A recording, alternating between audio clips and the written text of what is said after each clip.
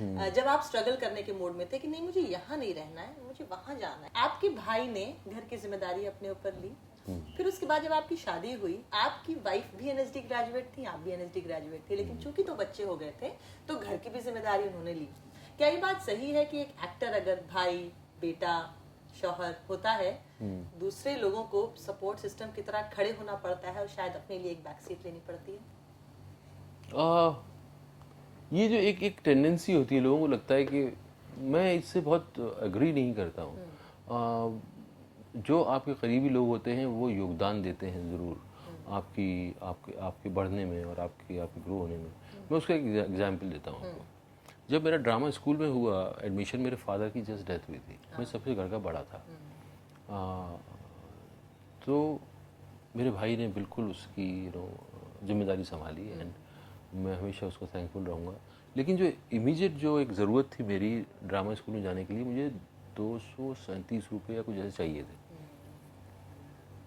वो मैं जुगाड़ नहीं कर पाता। मैंने अपने बेस्ट फ्रेंड से, जो बेस्ट फ्रेंड जो सालों तक में हम लोग और मेरे कम दोस्त थे, उनसे मांगने गया। मैंने कहा यार इनसे ले, मैंने कहा मैं लौटा दूंगा कैसे भी करके।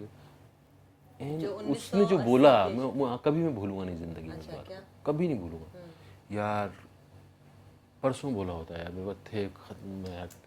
उनको लग रहा था मैं सब ऐसे वेस्ट कर रहा हूँ अपना टाइम ना। तो nobody wanted to invest. My sister who was at that time she was going through divorce and she was living with us, उसने अपने उसमें से निकाल के दिए। सो दैट योगदान मैं कभी भूलूंगा नहीं कि उस वक्त अगर मेरे पास वो नहीं होता तो मैं एनएसडी में जा नहीं पाता। और एनएसडी में एडमिशन होना इतना टफ था उस वक्त। सारी दुनिया से लोग आ रहे हैं, मतलब हिंदुस्तान से तो आ ही रहे हैं, बाहर से आ रहे हैं लोग। उसमें से 15-16 लड़के चुने जाएंगे और उसमें से ही बाहर की सीट रिजर्व है। तो आपकी तो बहुत ही लिमिटेड हो जाती है सीट्स ना।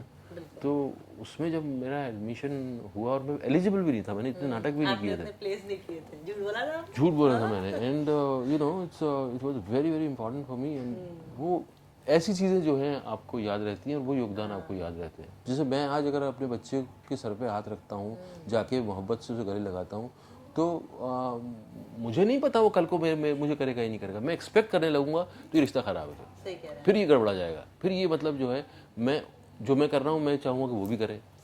सो देन द इक्वेशन इज आपका दिल कर रहा है, आप कर रहे हो, ये आपकी मर्जी है भाई।